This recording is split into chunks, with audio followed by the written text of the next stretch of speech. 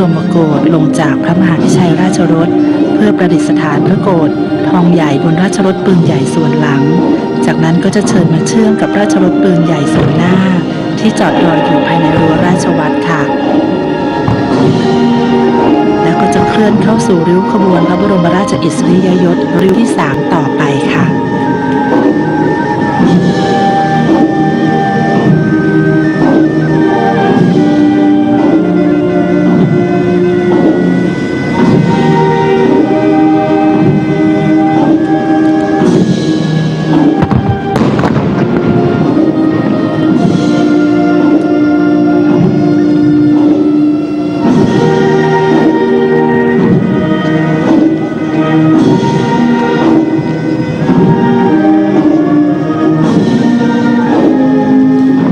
เรียนให้ท่านผู้ชมได้รับทราบไปแล้วนะคะว่า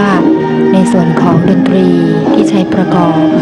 ในริ้วขบวนพระบรมราชอิสริยยศริ้วขบวนที่2นั้นประกอบด้วย3บทเพลงคือบทเพลงพญาโศกเพลงสรรเสริญเสือป่าและเพลงสรรเสริญพระนารายณ์ซึ่งการมีดนตรีประกอบการเคลื่อนพระบรมศพสู่พระเมรุมาตรแสดงให้เห็นถึงบทบาทหน้าที่สำคัญของดนตรีนะคะในขั้นตอนการเปลี่ยนผ่านซึ่งก็คือการเคลื่อนที่จากพระที่นั่งดุสิตมหาปราสาทอันเป็นสัญลักษณ์ของการยังคงเสด็จประทับอยู่ในท่ามกลางพระราชสำนักและประชาชนไปสู่มณฑลพิธีท้องสนามหลวงหรืออีกแง่หนึ่งก็คือจุดเชื่อมต่อก่อนเสด็จสู่สวงสวรรค์ผ่านการถวายพระเพลิงค่ะในกรณีของพระราชพิธีนี้นะคะดนตรีได้ช่วยให้เสียงในระหว่างเคลื่อนพระบรมศพตลอดจนแสดงความโศกเศร้าอาลัยของประสบกนิกรทั้งแผ่นดินเคลื่อนไปพร้อมกันดังนั้นนะคะผู้บรรยายนั้นจะให้ท่านผู้ชมนั้นได้มีโอกาสรับฟังดนตรีทั้ง3บทเพลงในขณะเดียวกันค่ะได้น้อมจิตเพื่อที่จะส่งเสด็จสู่สวรรคาลัย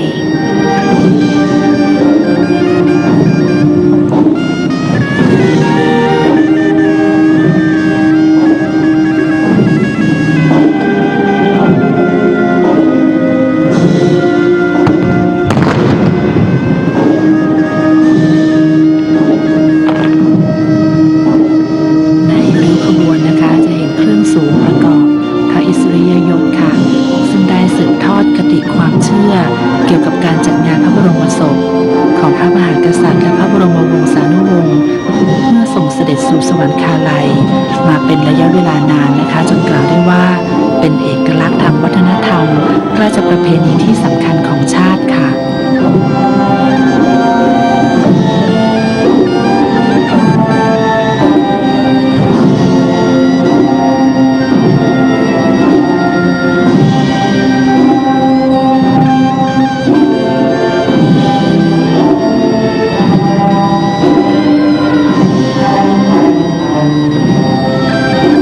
นี่คือความสวยงามดุจสวงสวรรค์จริงๆค่ะและแสดงให้เห็นถึงขบวนบรมราชอิสริยยศที่สมพระเกียรติยิ่ง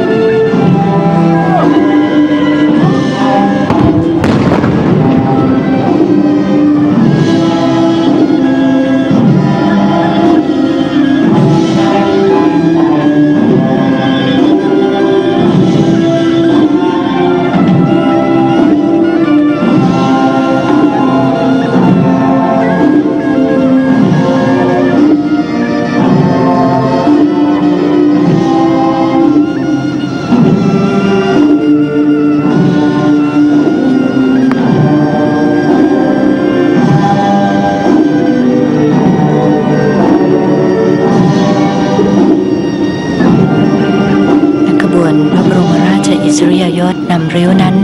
ได้ถึงยังบริเวณพระเมรุมาตรท้องสนามหลวงแล้วค่ะ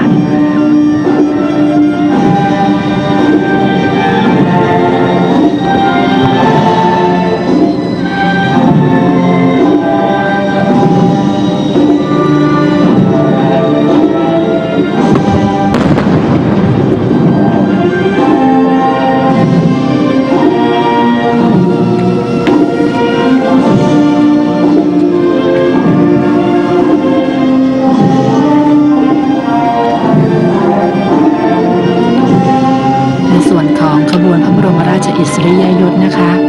เราได้เห็นภาพของนำริ้วธงสามชายประตูหน้าและมโหระทึก4 ใบค่ะ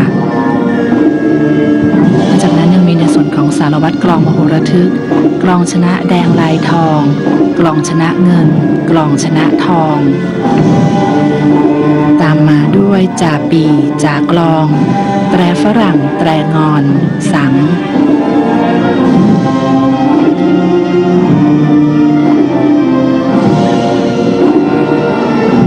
ต่อมานะคะก็คือสารวัตรกลองสารวัตรแตรคุมฉัตรเครื่องสูงทองแผ่ลวดหน้า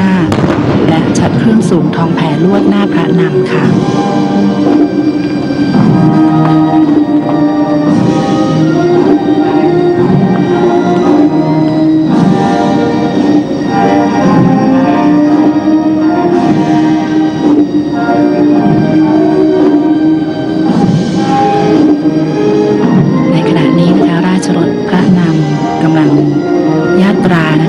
สู่ถนนเส้นกลางของมณฑลพิธีท้องสนามหลวงค่ะ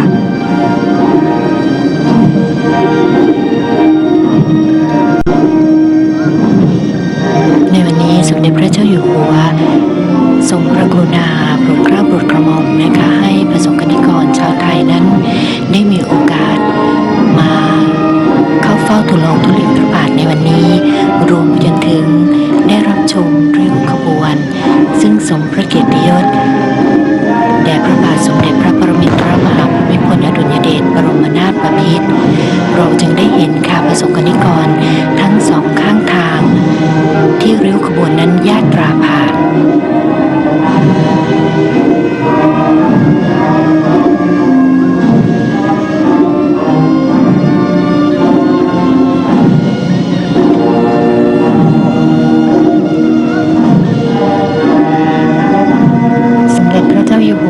ทรงพระดำเนินตามหลังพระมหาพิชัยราชรถค่ะ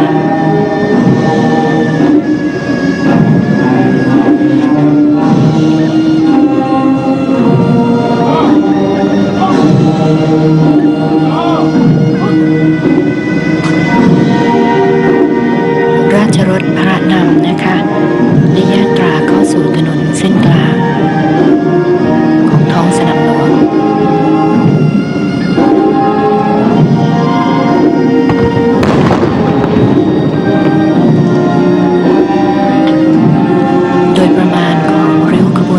นั้นอยู่ที่เวลาประมาณ2 ชั่วโมงค่ะแต่ในขณะนี้ที่เราได้มีโอกาสชมภาพของการญาตราขบวนตลอดจนได้ยินเสียงเพลงทำให้วันเวลานั้นเราไม่สามารถรู้สึกได้เลยนะคะว่าเนิ่นนานเพราะการญาตรานั้นเต็มไปด้วยความเป็นระเบียบเรียบร้อยสวยงามสมพระเกียรติ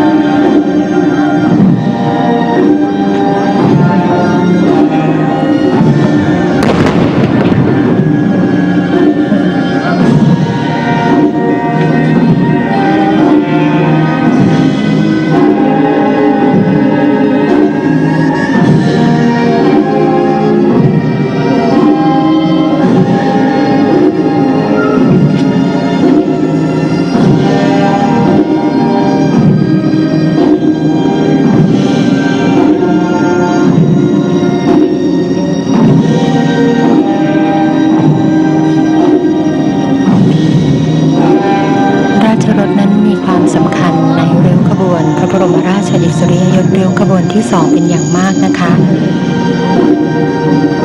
ซึ่งพระมหาพิชัยราชรถนั้นก็ได้มีการบูรณะซ่อมแซมหลายคราวนะคะรวมไปถึงราชรถน้อยก็เช่นกันซึ่งการบูรณะปฏิสังขรณ์ราชรถน้อยก็อยู่ในความรับผิดชอบของสำนักช่าง10หมู่กรมศิลปากรค่ะซึ่งก็ได้มีการซ่อมแซมในหลากหลายส่วนเพื่อให้มีความงดงามสมพระเกียรติ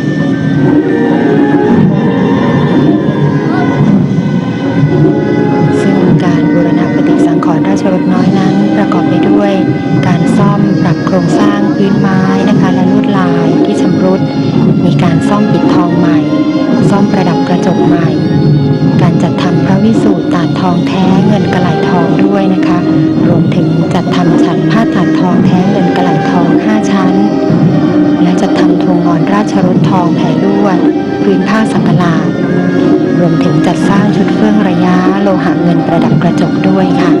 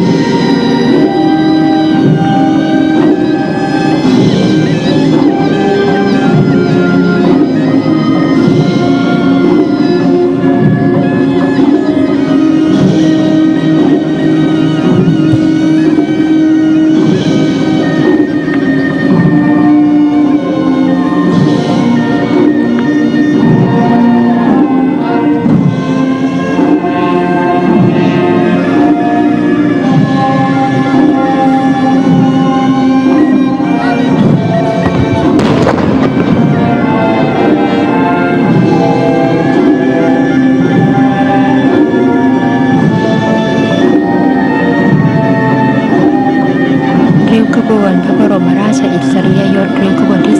2ได้เชิญพระโกฐทองใหญ่โดยพระมหาพิชัยราชรถจากหน้าวัดพระเชตุพนวิมลมังคลารามมายังพระเมรุมาตรนะคะเส้นทางจากหน้าวัดพระเชตุพนวิมลมังคลารามถนนสนามชัยเข้าสู่ถนนราชดำเนินในเลี้ยวเข้าถนนเส้นกลางสนามหลวงจะใช้ระยะทาง890เมตรนะคะระยะเวลาประมาณ2ชั่วโมงค่ะเราได้เห็นประชาชนนะคะนั่งอยู่บริเวณข้างทางนะคะที่ริ้วขบวนนั้นเคลื่อนผ่านซึ่งทุกคนนั้นต่างมีหัวใจที่อยากจะมา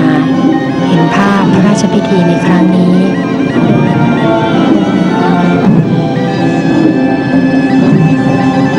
ทรงเสด็จพระบาทสมเด็จพระปรมินทรมหาภูมิพลอดุลยเดชบรมนาถบพิตรสู่สวรรคาลัยค่ะนั่นก็เป็นเพราะว่านับตั้งแต่วันที่5พฤษภาคมพุทธศักราช2493ที่ได้มีพระราชพิธีบรมราชาภิเษกพระบาทสมเด็จพระเจ้าอยู่หัวรัชกาลที่9ตามโบราณราชประเพณีพระองค์ทรงมีพระราชดำรัสว่าเราจะครองแผ่นดินโดยธรรมเพื่อประโยชน์สุขแห่งมหาชนชาวสยามและนับจากวินาทีนั้นเป็นต้นมาค่ะพระบาทสมเด็จพระปรมินทรมหาภูมิพลอดุลยเดชบรมนาถบพิตรได้ทรงยึดถือพระราชดำรัสนี้เป็นแนวทางของการปกครองแผ่นดินทรงตั้งพระราชปณิธานว่าจะทรงร่วมรับมิว่าทุกข์หรือสุขของประชาชนให้เท่ากับทุกข์หรือสุขของพระองค์เองจะทำความดีพัฒนาความเจริญความสุขสวัสดีมาสู่ประเทศชาติอย่างแน่วแน่และดีที่สุดเท่าที่จะทรงทำได้และตลอดระยะเวลาที่ผ่านมาค่ะคงเป็นที่ประจักษ์แก่พวกเราทุกคนในฐานะของประสบนิกรชาวไทยว่าพระองค์นั้นทรงได้ยึดถือและปฏิบัติตามพระราชดำรัสนั้นอย่างแท้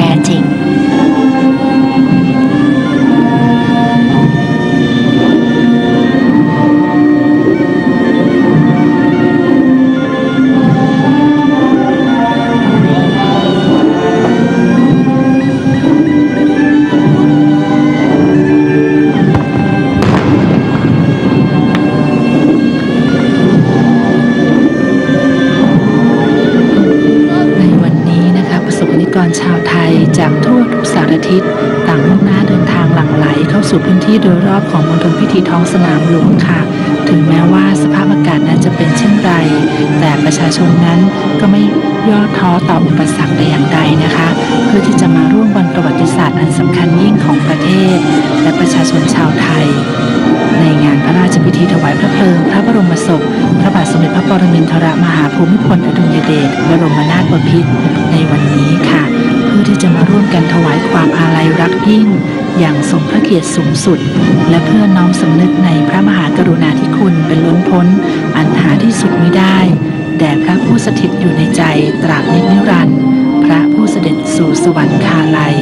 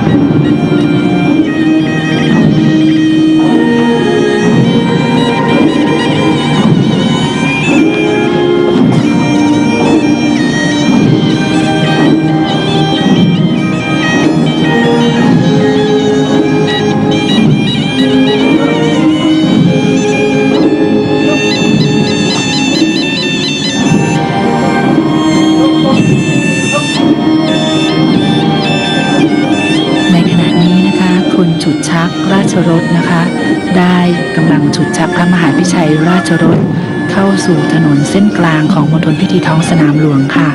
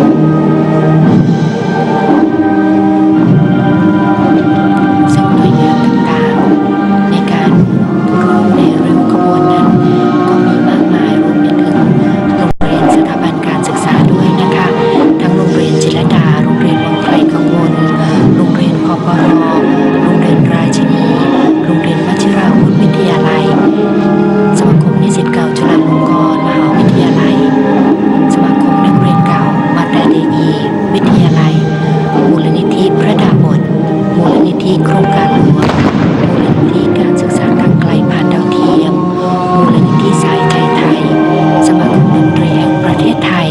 สมาคมถ่ายภาพแห่งประเทศไทยสมาคมนักศึกษาเก่าสถาบันบัณฑิตพัฒนาบริหารศาสตร์นอกจากนั้นยังมีโรงเรียนราชวินิตมูลนิธิชัยพัฒนาองค์กรโรตารี่ในประเทศไทยสโมสรไลออนแห่งกรุงเทพองค์การสงเคราะห์ทหารผ่านศึกสำนักงานกปร.ข้าราชบริพารในพระองค์ด้วยค่ะรวมไปถึงนักเรียนทุน 904 และเมื่อพระมหาพิชัยราชรถนะคะ ได้เลี้ยวเข้าสู่ถนนเส้นกลางท้องสนามหลวง เราจะได้ยินเสียงของพระพิธีธรรมที่นั่งประจำสร้างทั้ง4มุมราชวัตรสวดพระอภิธรรมรับค่ะ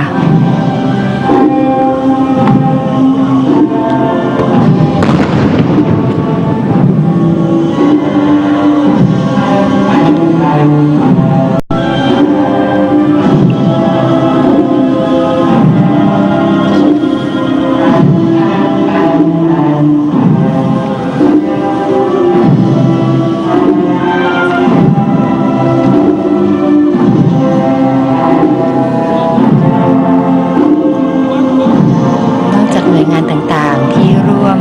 ในริ้วขบวนแล้วนะคะ ยังประกอบด้วยพระราชวงศ์ด้วยนะคะ ซึ่งประกอบไปด้วยราชสกุลยุคล ราชสกุลเกษมสันต์เทวกุล จันทรทัศน์ดิษกุล ชยางกูล สวัสดิวัฒน์ราชสกุลบริพัตรที่ร่วมในริ้วขบวนพระบรมราชอิสริยยศริ้วขบวนที่2นะคะ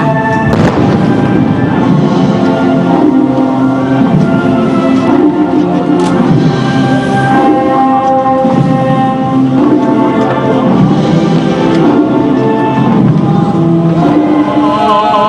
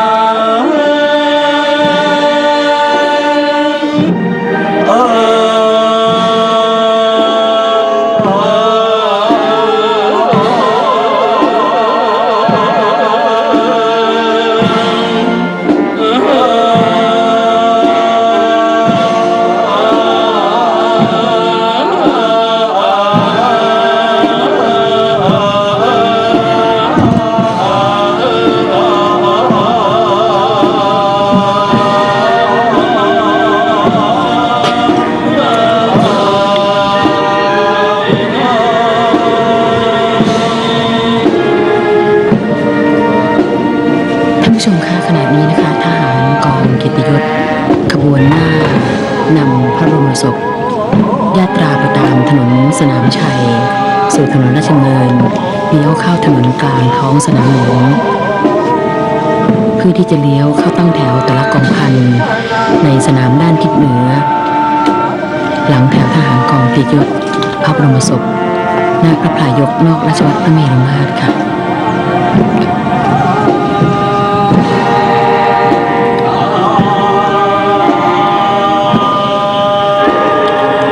ขบวนพระบรมราชอิสริยยศต่อหน้าพระมหาพิชัยราชรถตรงไปตามถนนกลางท้องสนามหลวงเทียบราชรถพระนำที่มุมราชวัตรเพื่อส่งสมเด็จพระวรรณรัตน์ลงจากราชรถพระนำไปพักที่ท้ายพระที่นั่งทรงธรรมแล้วราชรถพระนำเลยไปพิพิธภัณฑสถานแห่งชาติพระนครพร้อมด้วยฉัตรพระนำสมเด็จพระวรรณรัตน์คู่เคียงอินพรหมคู่แห่นายทหารบกนายทหารเรือนายทหารอากาศ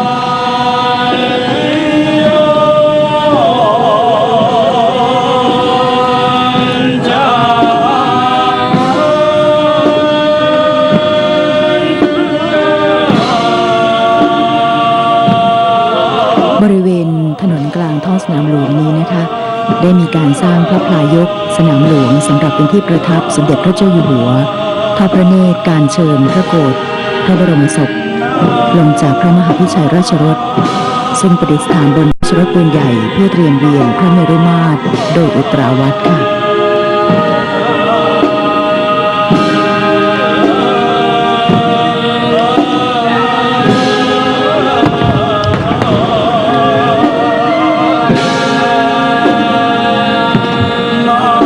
ซึ่งการออกแบบพระพลายกนี้นะคะสอดคล้องกับสถาปัตยกรรมอาคารอื่นๆในพระเมรุมาตรคือมีการออกแบบหลังคาแบบตรีมุกหน้าจั่วทรงพระขวังมีการประดับอักษรขอมไทยบนหน้าบานมุกข้างโดยคัดปัจฉิมคาถาของพระบาทสมเด็จพระจอมเกล้าเจ้าอยู่หัวรัชกาลที่ 4ซึ่งเป็นคาถาลาพระสงฆ์เพื่อเป็นการขอขมาก่อนเสด็จสวรรคตว่าด้วยเรื่องไตรรักษ์ค่ะแปลความว่าสังขารทั้งหลายไม่เที่ยงธรรมทั้งหลายไม่มีตัวตนย่อมเป็นไปตามเหตุปัจจัยสิ่งนั้นใช่ของเราส่วนนั้นไม่เป็นเราส่วนนั้นไม่เป็นตัวตนซึ่งมีบริบทที่เชื่อมโยงกับการเชิญพระบรมโกฐเวียนพระเมรุมาตรโดยอุตราวัตรในครั้งนี้ด้วยค่ะ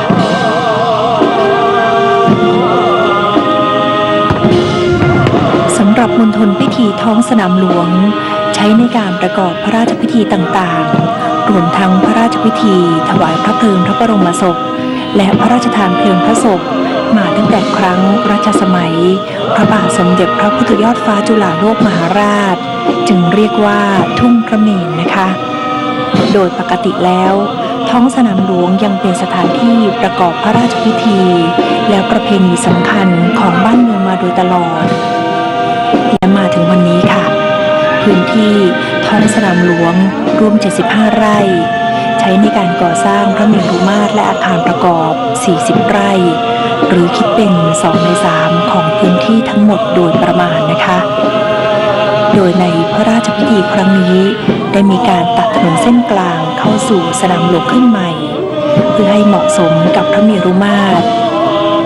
โดยถนนตัดกลางมีความยาวประมาณ200 เมตร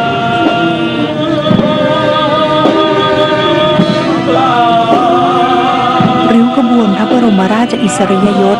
อัญเชิญพระบรมโกฐโดยพระมหาพิชัยราชรถมาอย่างพระเมรุมาตรท้องสนามหลวงแล้วนะคะโดยมีขบวนทหารปืนใหญ่ยิงปืนใหญ่ถวายพระเกียรตินาทีละ1 นัด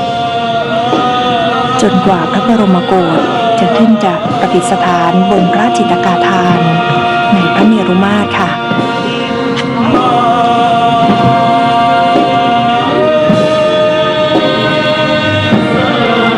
ซึ่งในอดีตนะคะพระราชพิธีพระบรมศพทหารบกและทหารเรือจะทำการยิงสลุดเพื่อเป็นการถวายความเคารพแด่พระบาทสมเด็จพระเจ้าอยู่หัวและสมเด็จพระบรมราชินี ถือเป็นแบบแผนธรรมเนียมซึ่งเริ่มต้นปฏิบัติในสมัยรัชกาลที่ 5 ด้วยเหตุนี้นะคะการยิงสลุดถวายพระบรมศพจึงกลายเป็นธรรมเนียมที่ใช้ต่อเนื่องนับแต่นั้นเป็นต้นมา การพระบรมศพพระบาทสมเด็จพระปรมินทรมหาภูมิพลอดุลยเดชกองทัพไทยได้จัดปืนใหญ่ยิงสลุดเพื่อถวายพระเกียรติแด่พระองค์ในฐานะจอมทัพไทยตั้งแต่เมื่อมีพิธีน้ำส่งพระบรมศพณพระที่นั่งพิมานรัตยาและในครั้งนี้ตลอดการพิธีอัญเชิญพระบรมโกศจากพระที่นั่งดุสิตมหาปราสาทจนขึ้นประดิษฐานพระบรมโกศบนพระจิตกาฐาน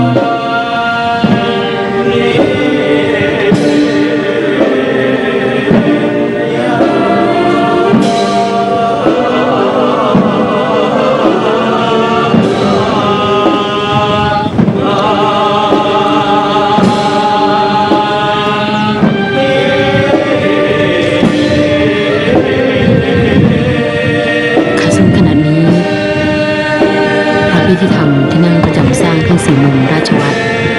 ได้สืบพระพิธรรมรับซึ่งเป็นพิธีธรรมจากวัดระฆังโคสิตารามวัดอนงคารามวัดสาเกตราชวรมหาวิหารและวัดบวรนิเวศวิหารค่ะ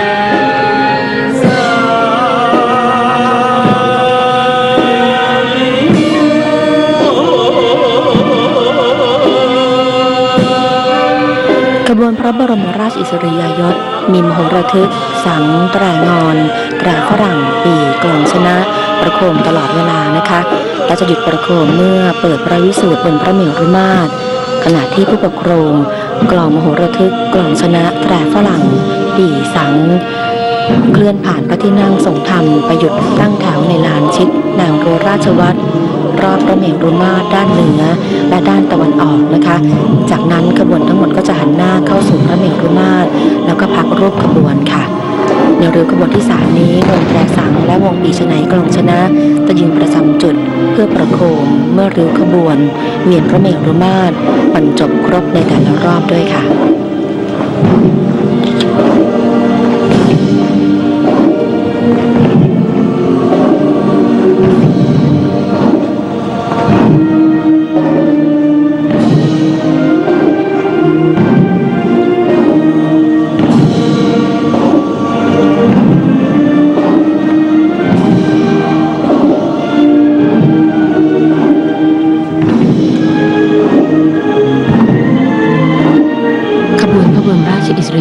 ตอนพระมหาพิชัยราชรถผ่านหน้าพระพลายกนอกราชวัตรพระเมรุมาตรด้านเหนือผู้เชิญฉัตรเครื่องสูงหักทองขวางหน้าพระบรมโกศและมหาดเล็กหลวงเชิญพระแสงหว่างเครื่องหน้าเดินเลี้ยวประตูราชวัตรผู้นำริ้วผู้เชิญธงสามชาและประตูหน้าจะได้นำไปตั้งขบวนรอทางทิศเหนือของพระเมรุมาตร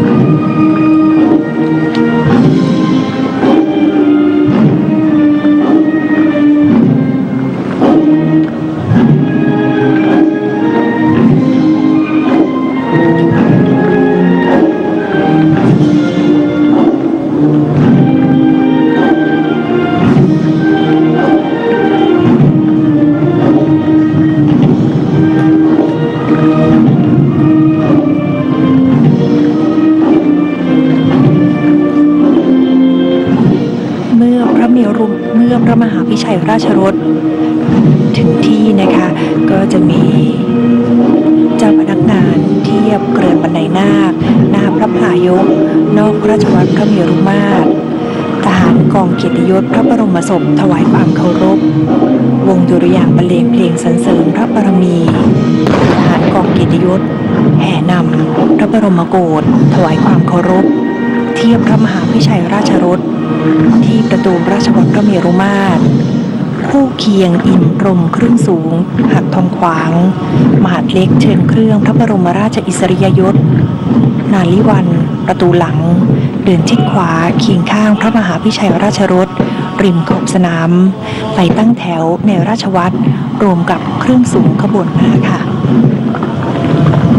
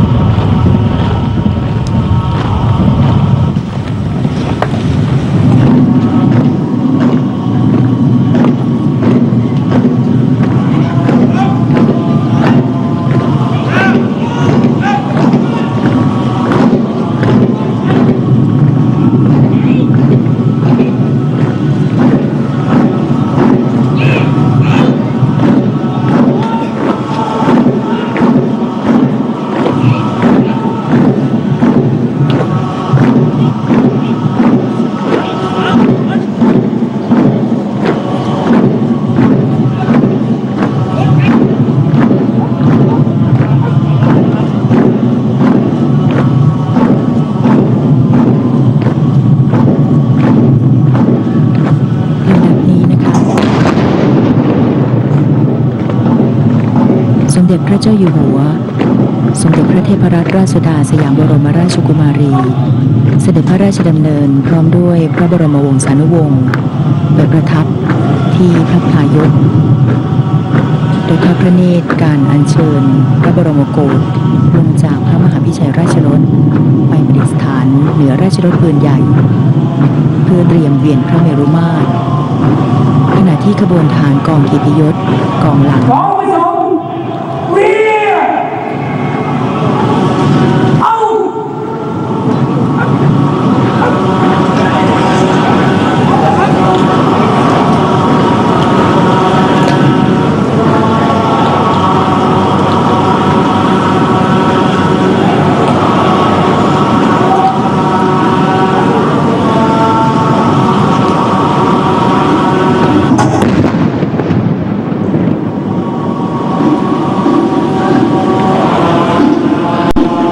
ในการเชิญพระบรมโกศลงจากพระมหาพิชัยราชรถโดยเกริ่นบรรดานาคนะคะจะมีการประดับพระพักตร์บรมมหาเสด็จฉัตรซึ่งเป็นเครื่องราชกุฏภัณฑ์ประกอบพระราชอิสริยยศก่างกั้นพระบรมโกศเพื่อถวายพระเกียรติยศอย่างสูงสุดด้วยนะคะ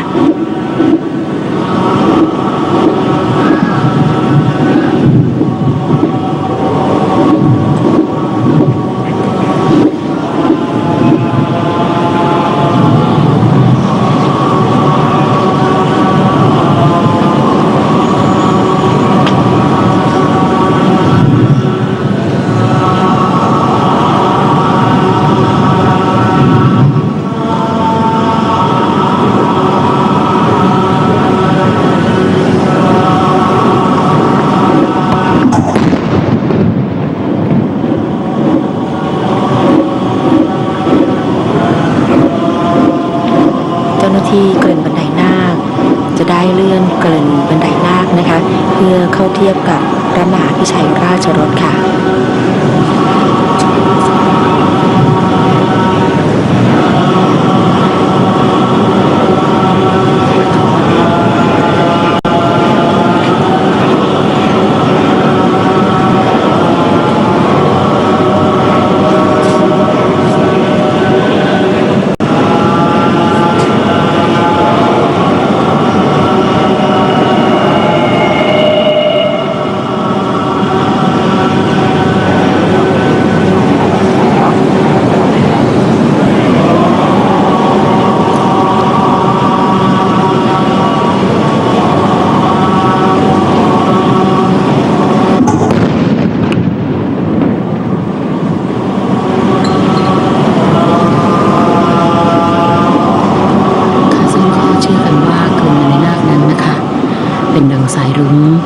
เชื่อมระหว่างโลกมนุษย์กับสวรรค์และตามความเชื่ออีกอย่างจากพระปฐมบรมโพธิคถาดังในประวัติพระสัมมาสัมพุทธเจ้าตอนหนึ่งที่ว่า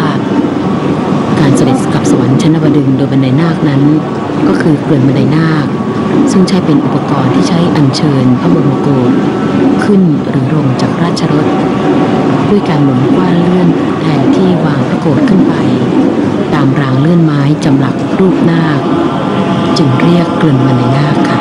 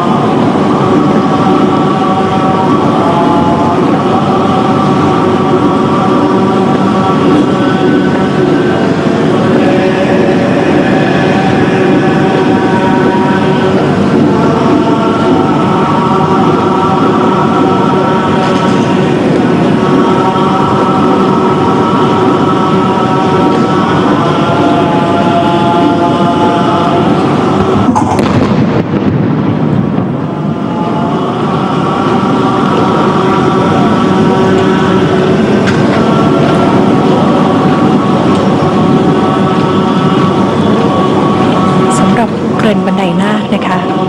ได้ใช้เชือกหน้าชนิด5ห่วงใช้พลชุดชัก5คนจำนวน2สายค่ะยาวสายละ8เมตร60เซนติเมตรและเชือกหลังชนิด1ห่วงพลชุดชัก1คนจำนวน2สายยาวสายละ8เมตร60เซนติเมตรนะคะ